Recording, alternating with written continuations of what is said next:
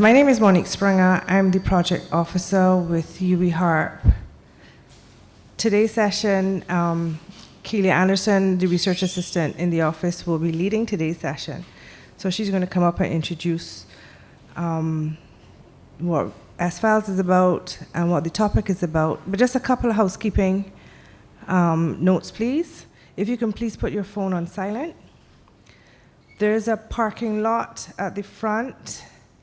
If you don't feel comfortable during the discussion session to ask questions out loud, you can put the questions in the parking lot and somebody, maybe me, can read out the questions for you.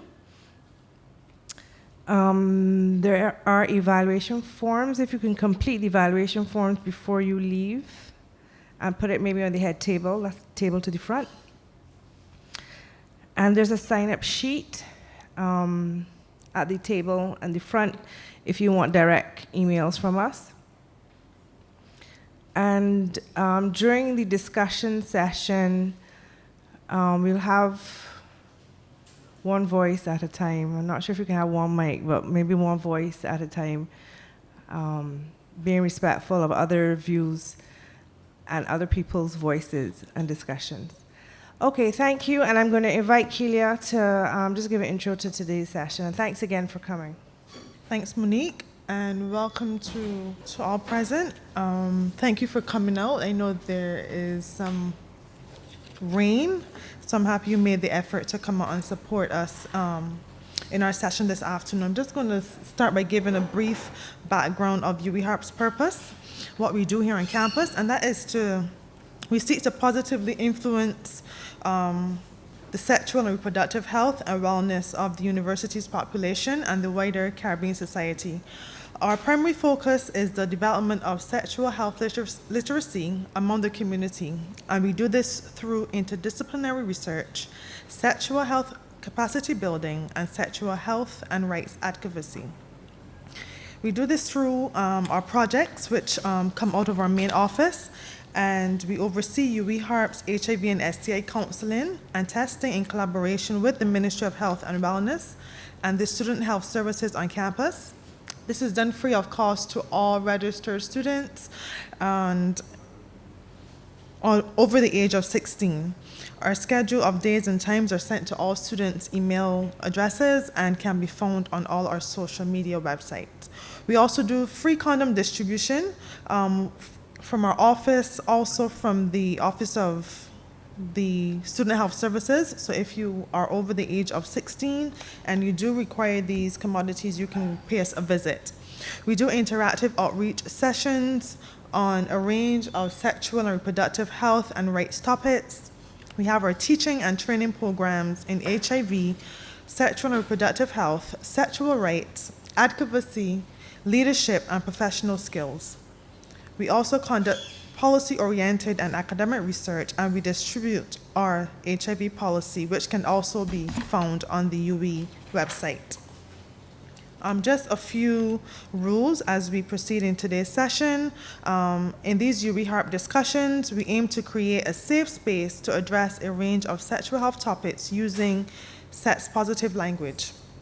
You may hear a range of views that you may disagree with. Please be respectful of the other views, although they may vary from yours. We cannot guarantee confidentiality in this group, so we ask that you be cautious about your personal information you choose to disclose about yourself or others. It is safer to talk in general terms. Any of us in the group might be living with HIV or any other STI, with or without our knowledge of our status. Additionally, any person in the group could be homosexual or have had a pregnancy termination, miscarriage, or experience infertility. Please be cautious in the way you discuss these sensitive topics, regardless of your religious or moral beliefs. Taking care to talk in ways that do not discriminate against others. Be mindful of UWIHARP's first principle, guiding principle, which is to first do no harm. Please note that photography and filming are not permitted, as Ms. Springer said before, and what we are doing are mainly for documentary purposes, and they are done through the educational media services here on campus. Also, we just want to remind you that as we move forward in the discussion, that we will only be having one person speak at a time. We know that topics like these kind of generate a lot of discussion, so be mindful that only one person speak at a time.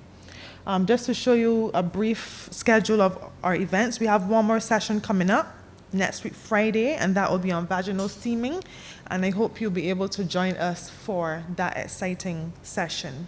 Now to introduce our session for this afternoon, our topic is street harassment, and our main objectives are to raise awareness of the systemic universal challenges of street-based sexual harassment, to advocate for halting street-based sexual harassment in the Caribbean, and to do a pre-promotion for the 16 Days of Activism. I'm not sure if you know what 16 Days of Activism is, but that is a worldwide movement that commemorates the activism against gender-based violence against women. It is well known all around the world, and it was launched in 1991 through the Center for Women's Global Leadership. The dates of the campaign were chosen to link violence against women and human rights and emphasize that gender-based violence against women is a violation of human rights. The campaign is active between the dates of November 25th, which commemorates the International Day Against Violence Against Women, and ends on December 10th, which is the International Day of Human Rights. The 16-day period also highlights other significant dates, including the International Women Human Rights Defenders Day, that's on November 29th, World AIDS Day, that's on December 1st, and the Montreal Massacre.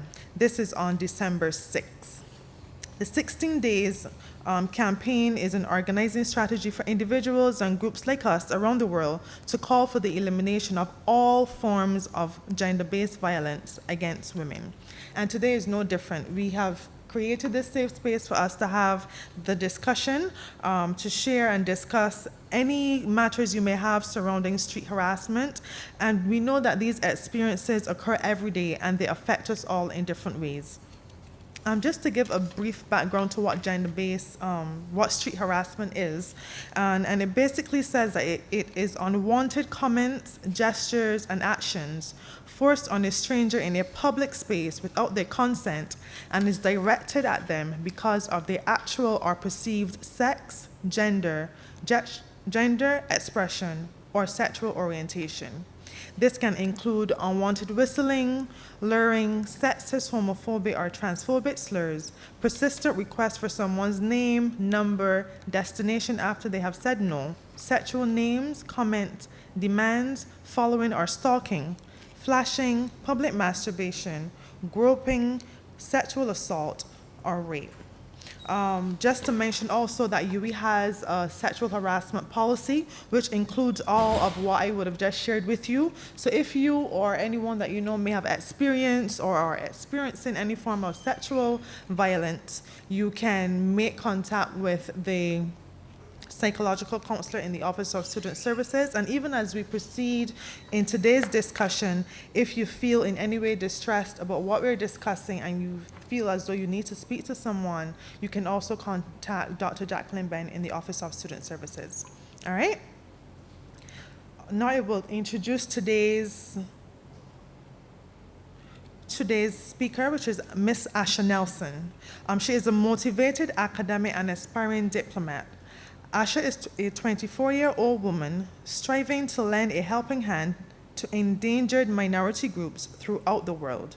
Having been awarded a Bachelor of Science in Psychology with Law, Asha opted to pursue a Master of Science in Gender Development. In 2016, Asha worked as a digital marketing intern at the Organization of Eastern Caribbean States, which is an international intergovernmental organization in the Caribbean.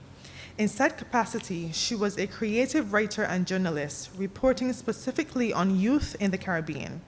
At the end of her internship, she was recognized as one of the top performers and was selected as the valedictorian of the group, hereby crediting her for her drive, her commitment, and hard work. Following this, in 2017, she gained further experience as a freelance writer of Sport Avis, which is a St. Lucian media house providing coverage of young athletes in the Caribbean. Join me as I welcome Asha Nelson. Hi, good afternoon, everybody. I mean, they said all these nice words about me. But today we are going to talk about street harassment. First of all, what is Hollaback all about? Hollaback is a global people-powered movement, and it's also a non-governmental organization that started about 16 years ago in New York City by 6 youths at college. Because they realized that they couldn't walk into their dorm room without being harassed, and they were able to create a global movement where people could share their stories, and it flourished from there. Hollaback offices are currently in 21 cities in the United States and 16 countries worldwide. These include Trinidad and Tobago, the Bahamas, Madrid, Spain, Jakarta, Indonesia, Edinburgh, Italy, Croatia, Germany, Mexico, Canada, and, well, the list goes on. How did I get involved? To be very honest, it just happened. I saw the ad on LinkedIn. I applied. I didn't get through one time. I applied for a social media intern, and they created the position for me. But let's get to it, shall we? So this is basically the mission of Hollaback. Our mission is to end harassment in all forms, and its forms by transforming the culture that perpetuates harassment and discrimination.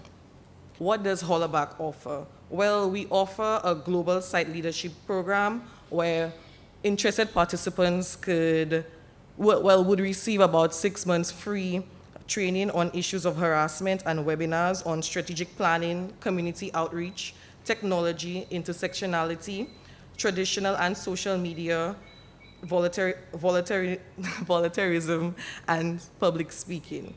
Once you go through this training and gain the necessary skills, you become part of Hollaback site leader programs. Unfortunately, we don't have one in Barbados, but if you are interested in coming on board with Hollaback, feel free to contact me and we could get the ball rolling. We also offer training and workshops. We have bystander intervention trainings. We have workplace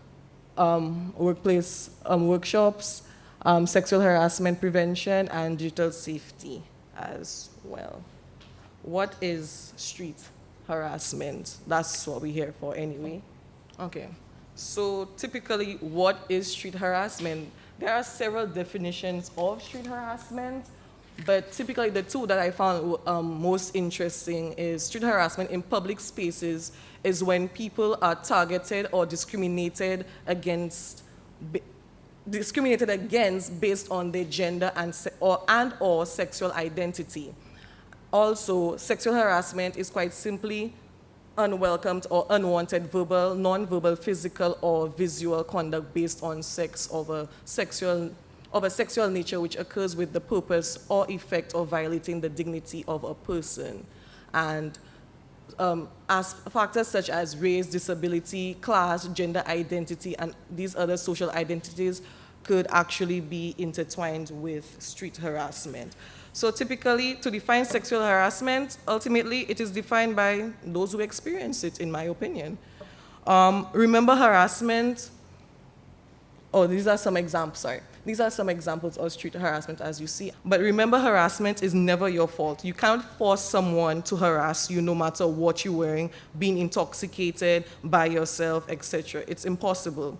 When a harasser harasses you, it's not because they feel good on the inside, it is because it's an expression of an emotion that is uncomfortable for them. They may be angry, sad, jealous, or don't care for how they feel on the inside. So I want you to keep that in mind throughout this entire session. The harasser is usually an activated emotional state. They're usually in an activated emotional state, sorry. They're going to have emotions running very strong. One thing about harassment is that we never know why we are being harassed. It could be based on one thing, based on discrimination, etc.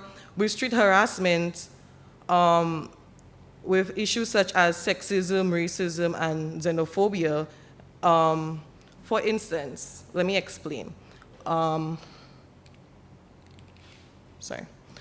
Okay, for the issue of sexes. With street harassment, let me tell you how it relates. So if you're walking down the road and you're a woman or a feminine-bodied person, someone may ask you to smile. It's not necessarily a situation where they genuinely want you to be happy. It may be a case where they just want to have agency or control over your body. This is not always the case. It is just a point to explain. Racism, a person of color may be followed in the streets due to some stereotypes. Xenophobia, somebody may be facing discrimination or harassment due to one's culture. So these are the common excuses for an inaction. It's not my problem. You hear that all the time. It's not my problem. Street harassment is everybody's problem, even if you've never been a target. Odds are your friends and your family members, it happened to them. Ask them. Literally, just ask them. If you care about them, make the world a safer place for them. It is your responsibility to do something when you see it. It's a cultural thing. Street harassment may be normalized in certain circles, but it's never okay. This is self-explanatory, you could say, but it's never okay. Nobody else is doing anything. Basically, it takes courage to speak up. If you see a situation happening, why be a bystander and say nothing? You see something happening to somebody. It's up to you to do something about it. It's harmless, right? Verbal harassment can make a person feel very uncomfortable, threatened, or in danger.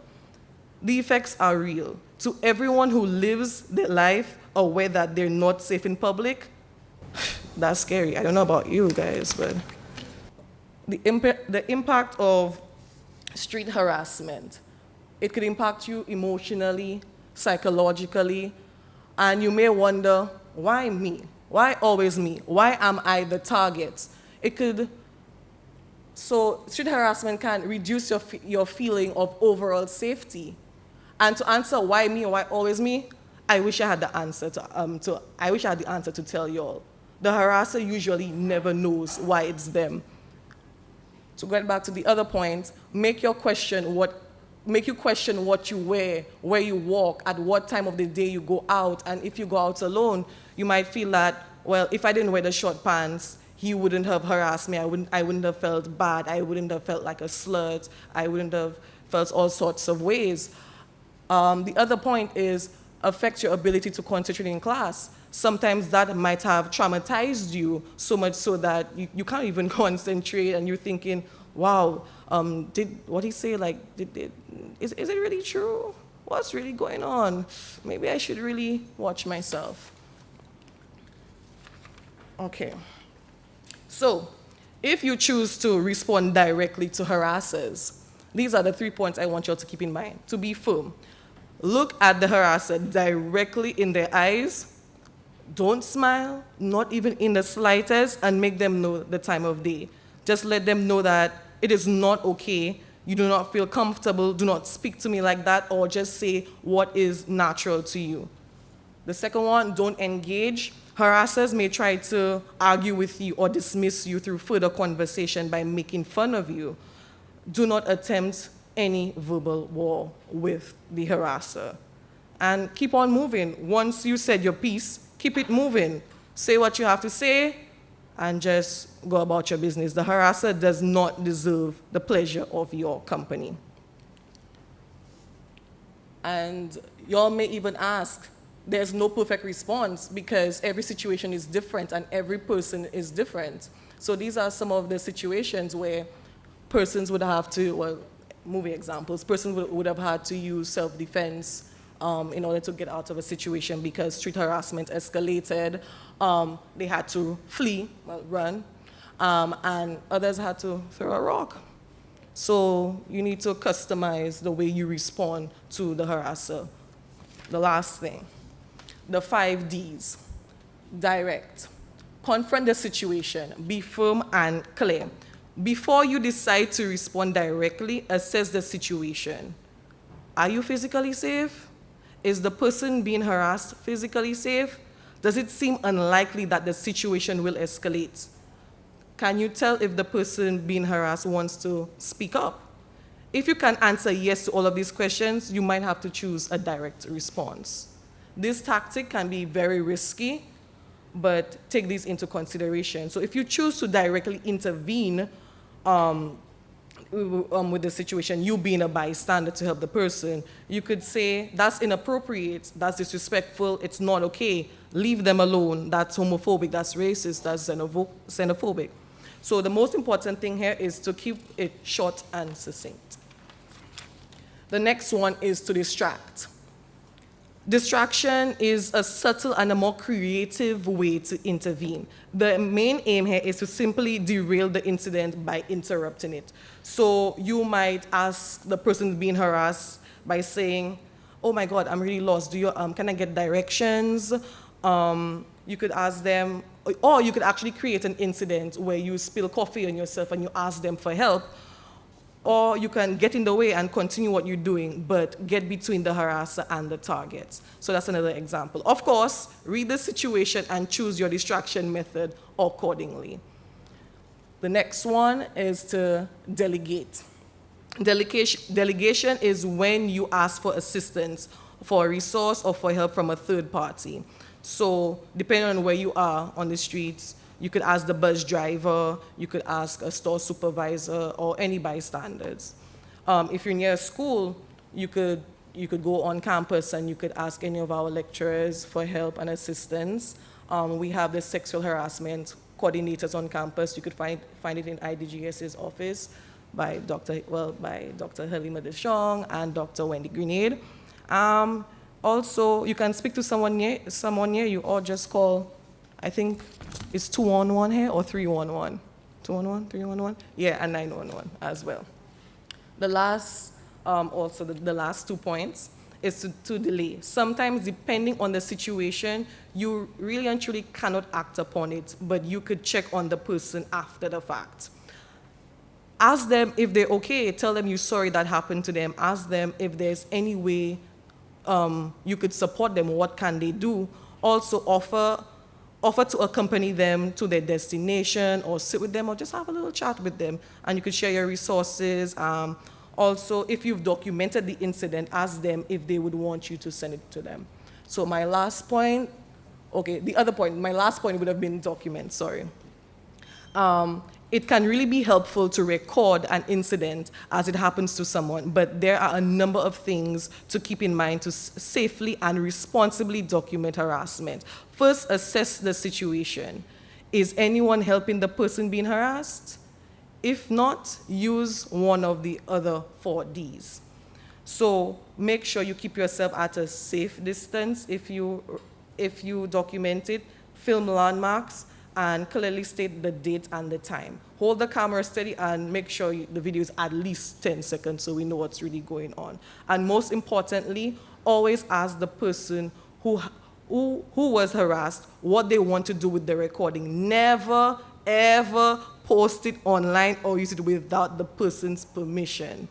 There are several reasons for this. Being harassed or violated is already is disempowering. It's already a disempowering experience. Using an image or footage of a person being victimized without that person's consent can make the person feel even more powerless.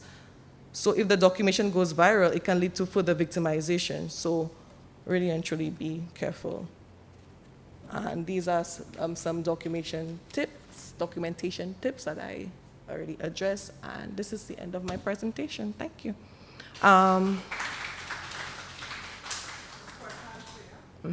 Yeah. I want to thank you again for joining in this discussion. I know that the topic is a sensitive one, and like the young lady said, sometimes you can't find someone that you can trust. But I really do want to implore you to find someone that you can rely on because of the sensitive nature. I wouldn't want you to put yourself in situations where you can be harmed. So please, find that safe space and safe person that you can rely on. In closing, I just want to ask you to join our group on the UWI app. Just open the app, go to groups and clubs, scroll down to the end of the list and select UWIHARP. There you'll be able to find information on our upcoming events and activities, and ask any questions you may have that you don't want to ask in an open forum such as this. You can find us in Sherlock Hall, of residents, and these are our this is our contact information here. You can also like us on Facebook and on Instagram. All right. I also want to invite you to wear orange or purple on Monday, and just remember to share those photos on your social media and use the hashtags that you see here in support of advocating against violence against women. All right. And then on next week, Thursday, UWIHARP will be having our World AIDS Day activity. Yes, it's commemorated on December 1st. However, because you'll be preparing for exams, we're having it a bit early. So if you have time, you can stop by our booth in the foyer of the War Marshal Complex and take part in our exciting activities. All right, so thanks again. And if you have any further questions, you can discuss with us after. Thank you.